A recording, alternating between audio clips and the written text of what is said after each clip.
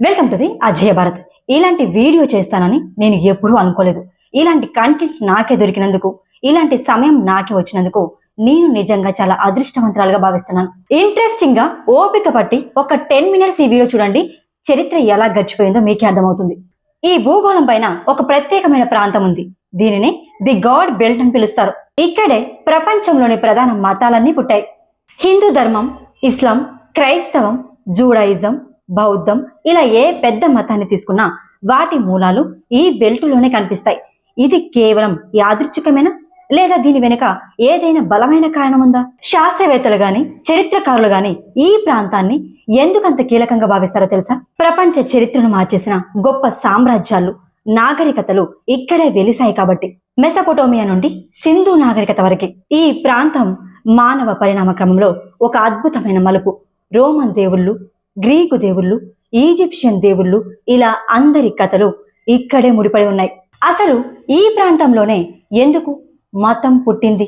ఒక మనిషికి దేవుడిపై నమ్మకం ఎలా ఏర్పడింది? వేల ఏళ్ల క్రితం మన పూర్వీకులు ఒక రాయిని దేవుడిగా ఎలా మార్చారు? 1980వ దశకంలో స్పెయిన్లోని గుహలలో జరిగిన తవ్వకాలలో ఒక ఆశ్చర్యకరమైన నిజాలు బయటపడ్డాయి. ఆంథ్రోపాలజిస్ట్ జువాన్ లూయిస్ ఒక అగాధంలో సిమాడిలాస్ హ్యూసోస్ ను కనుగొన్నారు. అంటే ఎముకల గుంట. అక్కడ దాదాపుగా 30 మంది ఆది మానవుల అస్థిపంజరాలు దొరికాయి. విచిత్రం ఏంటంటే ఆ ఎముకల మధ్య ఒక అరుదైన ఎర్రటి రాయి దొరికింది. దీనిని ఎగ్జాలిబర్ అని పిలుస్తారు. ఈ ఎర్రటి రాయిని ఆ అస్థిపంజరాల మధ్య ఎందుకు ఉంచారు అంటే 4.5 లక్షల ఏళ్ల క్రితమే ఒక మనిషికి మరణం తర్వాత ఇంకేదో ఉంటుందనే నమ్మకం మొదలైందా? కేవలం మనుషులే కాదు, ఏనుగులు, కోతులు కూడా వారి మరణం తర్వాత దుఃఖాన్ని వ్యక్తం చేయడం, వారి అవశేషాలను తాకడం వల్ల మనం చూస్తూనే ఉంటాం ఇవన్నీ. కానీ మనిషి మాత్రమే దాన్ని ఒక మతంగా, ఒక ఆచారంగా మార్చుకున్నాడు. ఈ గాడ్ బెల్ట్ కేవలం మతాల పురిటిగడ్డ మాత్రమే కాదు, మానవ మేధస్సు, ఆలోచన సరళి ప్రపంచవ్యాప్తంగా ఎలా విస్తరించాయో చెప్పే ఒక అద్భుతమైన నిదర్శనం.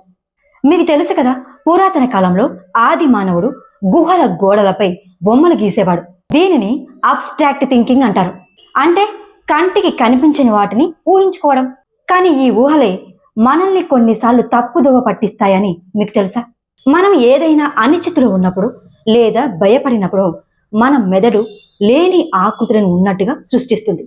దీని వెనుక ఒక ఆసక్తికరమైన శాస్త్రీయ కారణం ఉంది. దీనినే ఇల్యూసరీ ప్యాటర్న్ పర్సెప్షన్ అంటారు. సైన్స్ మ్యాగజైన్లో ప్రచురితమైన ఒక పరిశోధన ప్రకారం ఎప్పుడైతే మనిషికి తన జీవితంపై నియంత్రణ తక్కువగా ఉంటుందో అప్పుడు అతను గాలిలో లేదా శబ్దాలలో ఏదో ఒక అర్థాన్ని వెతకడానికి ప్రయత్నిస్తాడు. ఎగ్జాంపుల్, స్టాక్ మార్కెట్లో పడిపోతున్నప్పుడు గ్రాఫ్స్లో ఏదో ఒక రకమైన ప్యాటర్న్ వెతకడం, లేదంటే కుట్ర సిద్ధాంతాలను నమ్మడం, అంటే కాన్స్పిరసీ థియరీస్ నమ్మడం. దీని గురించి ఒక ప్రయోగం చేశారు. కొందరిని 2 గ్రూపులుగా విడగొట్టారు. అందులో ఒక గ్రూపుకి మీరు అన్నింటిని నియంత్రించగలరు అని చెప్పారు. మరొక గ్రూపుకి మీరు ఏమీ చేయలేరు, నిస్సహాయులు అని భావించేలా చేశారు. ఆ తర్వాత వాళ్ళందరినీ టీవీ దగ్గరికి తీసుకెళ్లి కేవలం చుక్కలు ఉన్న వీడియోలు మాత్రమే చూపించారు. విచిత్రం ఏంటంటే ఎవరైతే తమను తాము నిస్సహాయులుగా భావించారో వారికి ఆ చుక్కల్లో ఏదో వింత వింత బొమ్మలు, జంతువుల ఆకృతులు కనిపించాయి. కానీ అక్కడ నిజానికి ఏమీ లేవు. అంటే మన మెదడు మనల్ని ఎలా మోసం చేస్తుందో చూసారా? దీనిని మరోలా చెప్పాలంటే ఒక వ్యక్తి చీకటి గదిలో ఉన్నప్పుడు బయట ఏదో శబ్దం వినిపించినప్పుడు అక్కడ ఎవరో నడుస్తున్నారు అని తనకు తానే ఊహించుకుంటాడు. ఎందుకంటే ఆ సమయంలో అతనిలో భయం, అభద్రతా భావం ఎక్కువగా ఉంటాయి కాబట్టి. ఇది మానవ పరిణామ క్రమంలో భాగమే. మన పూర్వీకులు అడవుల్లో ఉన్నప్పుడు ప్రమాదాల నుంచి తప్పించుకోవడానికి ప్రతి చిన్న కదలికలోనూ ఒక అర్థాన్ని వెతికేవారు. ఇప్పుడు మనం ఒక చిన్న యానిమేషన్ చూద్దాం. ఇందులో ఒక వృత్తం, 2 త్రిభుజాలు తిరుగుతున్నాయి. కానీ మన మెదడు దీనికి ఒక కథను అల్లుతుంది. ఒక త్రిభుజం మరొక త్రిభుజాన్ని తరిమినట్టు, అక్కడ వృత్తం భయపడినట్టు మనం ఊహించుకుంటాం.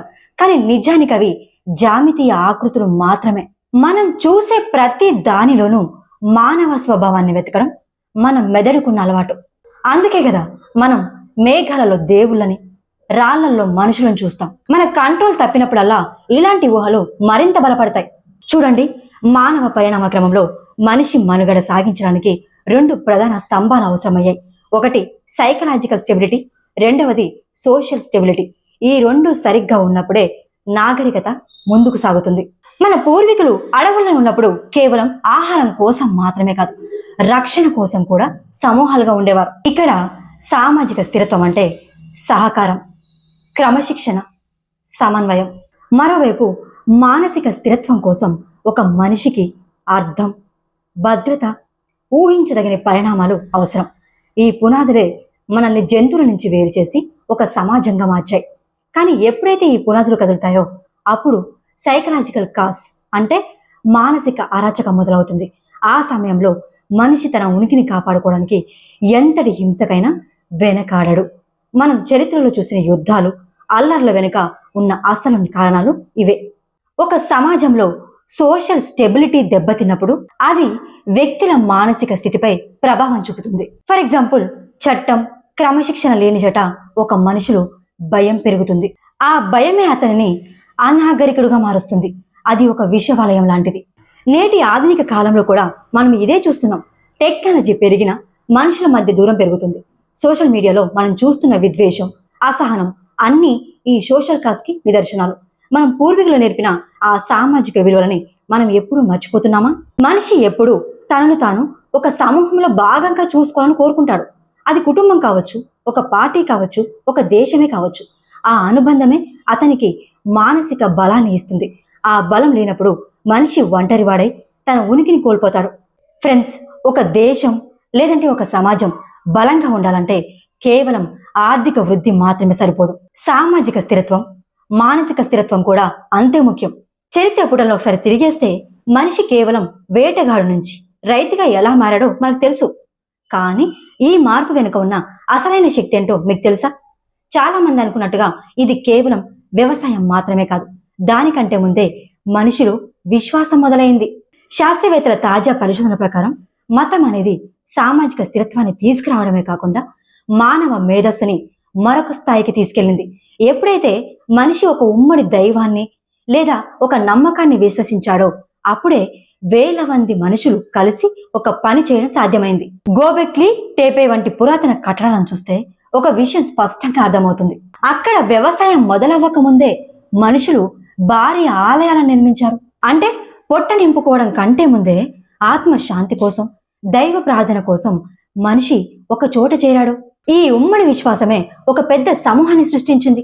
ఒకరినొకరు తెలియని వేల మంది ప్రజలు కూడా ఒకే మతం పేరుతో సహకరించుకోవడం మొదలుపెట్టారు. ఇదే నాగరికతకి పునాది వేసింది.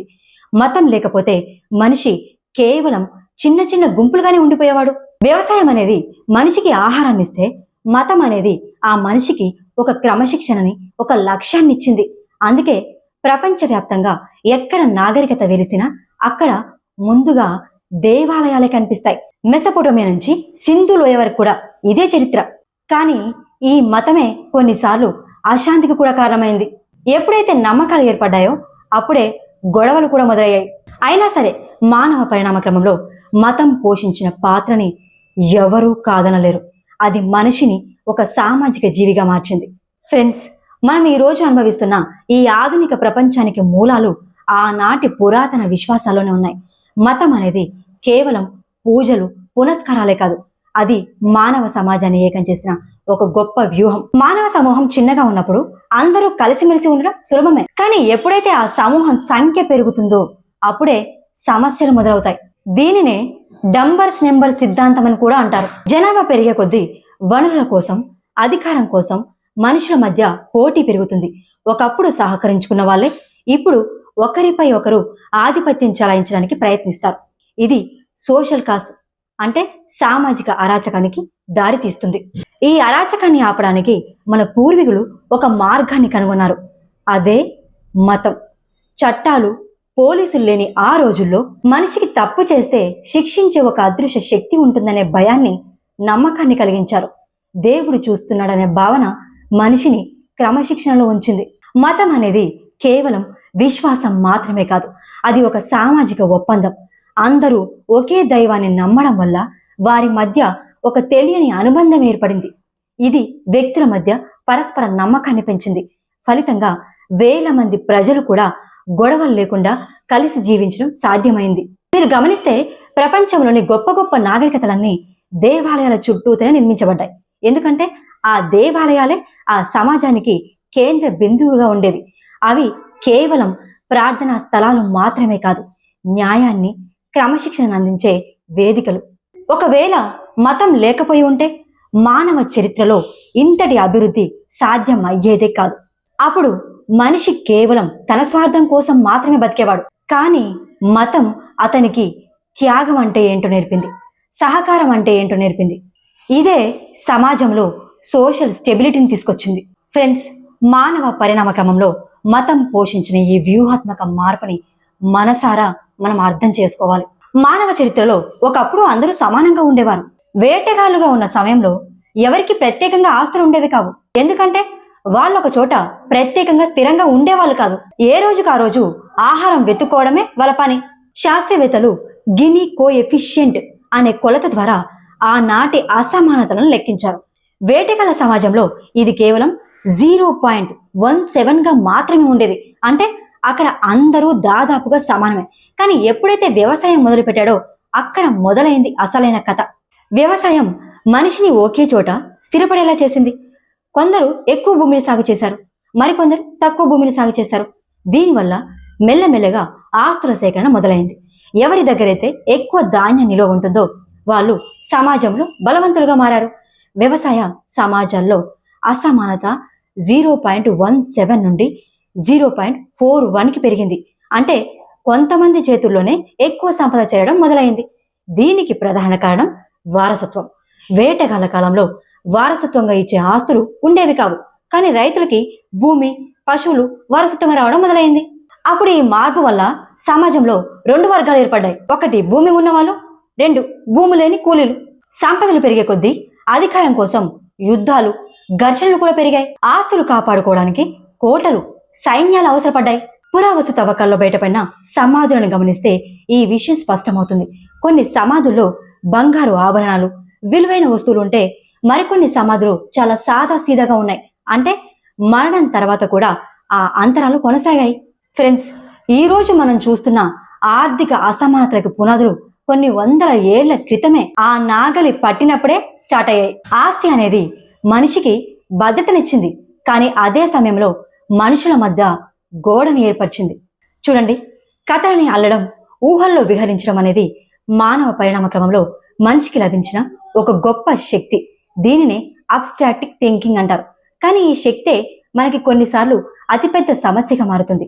మనిషి ఎప్పుడైతే ఒక అనిశ్చితిలో ఉంటాడో అప్పుడు అతని మెదడు లేని విషయాలను ఉన్నట్టుగా ఊహించుకుంటుంది.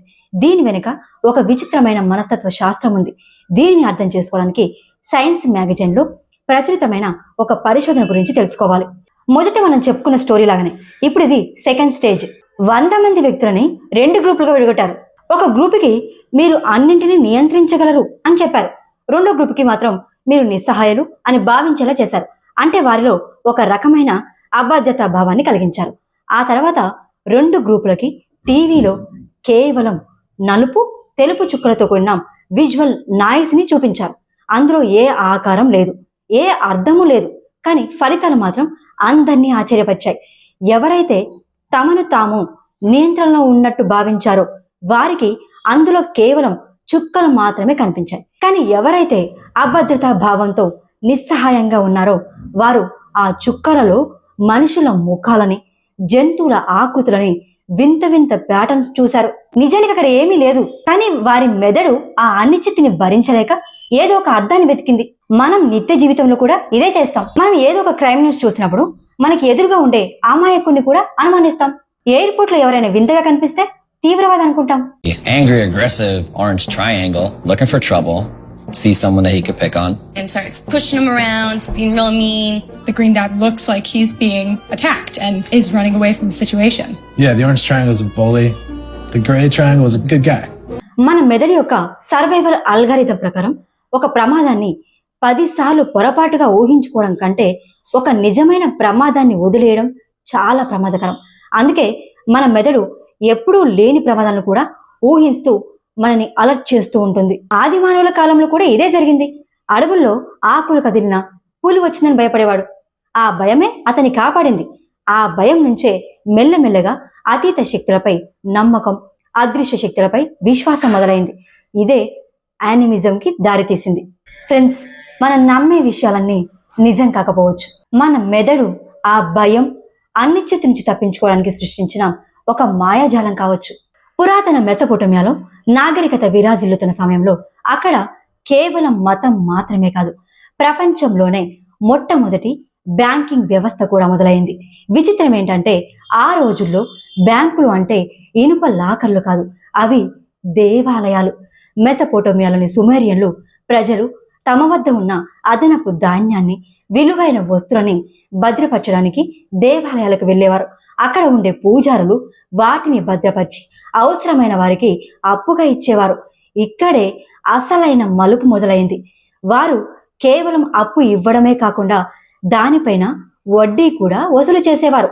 ధాన్యం పైన వడ్డీ రేటు సుమారు 33% ఉంటే వెండి వంటి లోహాలపైన 20% వరకు ఉండేది. అప్పుడు పూజారులు రాయి లేదంటే మట్టి పలకపై ఎవరు ఎంత అప్పు తీసుకున్నారు, ఎంత వడ్డీ చెల్లించారు అనే వివరాలని రాసి ఉంచేవాళ్ళు. ఇదే ప్రపంచంలోని మొట్టమొదటి అకౌంటింగ్ అంటే రాత వ్యవస్థకి దారితీసింది. అంటే అకౌంట్స్ రాయడానికి మనిషి అక్షరాలని కనిపెట్టాడన్నమాట. ఈ వ్యవస్థల వల్ల దేవాలయాలు అత్యంత శక్తివంతమైన కేంద్రాలుగా మారాయి. రాజు కంటే కూడా పూజారికే ఎక్కువ అధికారం ఉండేది. ఎందుకంటే సమాజంలోని సంపదంతా వారి నియంత్రణలోనే ఉండేది. వారు కేవలం ఆధ్యాత్మిక గురువులు మాత్రమే కాదు, ఆర్థిక వ్యవస్థను శాసించే బ్యాంకర్లు కూడా. మరోవైపు సింధులోయ నాగరికతను గమనిస్తే అక్కడ కూడా ఇలాంటి వ్యవస్థ ఉండేదని ఆధారాలున్నాయి. హరప్ప, మెహంజోదార్లోని భారీ ధాన్యపు గిడ్డంగులు కేవలం ఆహారం దాచుకోవడానికి మాత్రమే కాదు, అవి ఒక రకమైన బ్యాంకులుగా కూడా పనిచేశాయని చరిత్రకారులు భావిస్తున్నారు. మనిషి ఎప్పుడైతే తన సంపదను దాచుకోవడము లేదంటే పెంచుకోవడము మొదలుపెట్టాడో అప్పుడే రాజ్యాల మధ్య యుద్ధాలు పెరిగాయి, వనరుల కోసం ఆధిపత్యం పెరిగింది. ఈ క్రమంలోనే కోడ్ ఆఫ్ హమురాబీ వంటి చట్టాలు పుట్టుకొచ్చాయి. ఈ రోజు మనం చూస్తున్న మోడర్న్ బ్యాంకింగ్, లోన్, వడ్డీ బ్యాంకింగ్ వంటి వాటికి మూలాలు ఆనాటి దేవాలయాల్లోనే ఉన్నాయి. ఫ్రెండ్స్, మనం విశ్వాన్ని గమనిస్తే అందులో అనంతమైన రహస్యాలున్నాయి. అదేవిధంగా మానవ నాగరికతలో పుట్టిన మతాల మధ్య కూడా చాలా లోతైన తేడాలు ఉన్నాయి. ముఖ్యంగా అబ్రహామిక్ మతాలకి హిందూ మతాలకు మధ్య ఉన్న విభిన్న లోతైన కోణాలు. అబ్రహామిక్ మతాలంటే జుడాయిజం, ఇస్లామిక్, క్రైస్తవం వంటి మతాలు. వీటి మధ్య ఉన్న విభిన్న కోణాలని ఈరోజు మనం విశ్లేషించుకుందాం. అబ్రహామిక్ మతాలు సాధారణంగా ఏకేశ్వరోపాసనపై ఆధారపడి ఉంటాయి. అంటే ఒక్కడే దేవుడు, ఒకటే పవిత్ర గంధం మరియు ఒకటే అంతిమ సత్యం. ఈ వ్యవస్థ చాలా సెంట్రలైజ్డ్గా ఉంటుంది. అంటే ఒకే కేంద్రం నుండి నియమాలు శాసించబడతాయి. కానీ హిందూ ధర్మం అలా కాదు, ఇది డీసెంట్రలైజ్డ్ వ్యవస్థ. ఇక్కడ దేవుడు ఒక్కడే అని నమ్మేవారు ఉన్నారు, కోట్లాది దేవతలు ఉన్నారని నమ్మేవాళ్ళు కూడా ఉన్నారు. అసలు దేవుడే లేడని చెప్పే నాస్తికులు కూడా ఈ ధర్మంలో భాగమే. ఇక్కడ ఒకటే గ్రంథం అనే నియమం లేదు. వేదాలు, ఉపనిషత్తులు, పురాణాలు, ఇలా జ్ఞానానికి అనేక మార్గాలు ఉన్నాయి. మరోలా చెప్పాలంటే అబ్రహామిక్ మతాలు ఒక సైన్యం లాంటివి. అక్కడ ఒకే కమాండర్, ఒకే రూల్, ఒకే బుక్ ఉంటుంది. కానీ హిందూ ధర్మం ఒక అడవి లాంటిది. అక్కడ రకరకాల చెట్లు, మొక్కలు, జంతువులు అన్నీ కలిసి ఉంటాయి. ఏది దేనికి అడ్డురాదు. ఈ వైవిధ్యమే హిందూ ధర్మాన్ని వేల ఏళ్లుగా సజీవంగా ఉంచింది. అబ్రహామిక్ మతాల్లో విశ్వాసం ముఖ్యం, అంటే చెప్పబడిన దానిని నమ్మాలి. కానీ హిందూ ధర్మంలో అన్వేషణ ముఖ్యం. అందుకే మన పూర్వీకులు ప్రశ్నించడాన్ని ప్రోత్సహించారు.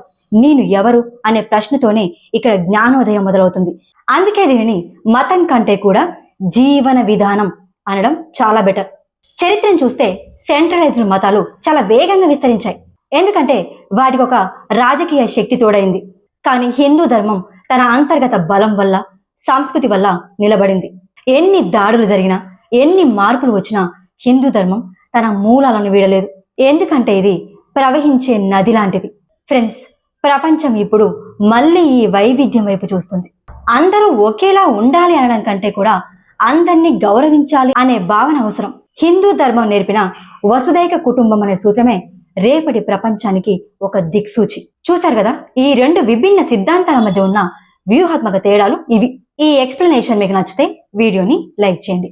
ఈ వీడియో గురించి మీ స్పందన ఏంటో కమెంట్లో ఖచ్చితంగా తెలియజేయండి. మీ స్పందన ఏదైనా నేను స్వీకరిస్తాను. నా కష్టానికి మీ చేయుత. దేశ గౌరవాన్ని ప్రపంచ దేశాల్లో ముందుకు తీసుకెళ్లాలి అంటే ముందు మన దేశ గౌరవం ఏంటో మన దేశ ప్రజలు తెలుసుకోవాలి. దేశానికి సంబంధించి ఇలాంటి మరెన్నో వీడియోలు పెట్టగానే మీ గడప వరకు చేరాలి అంటే ఛానల్ని సబ్స్క్రైబ్ చేసుకోండి. మరో ఇంట్రెస్టింగ్ కంటెంట్తో మళ్ళీ కలుస్తాను. జై హింద్.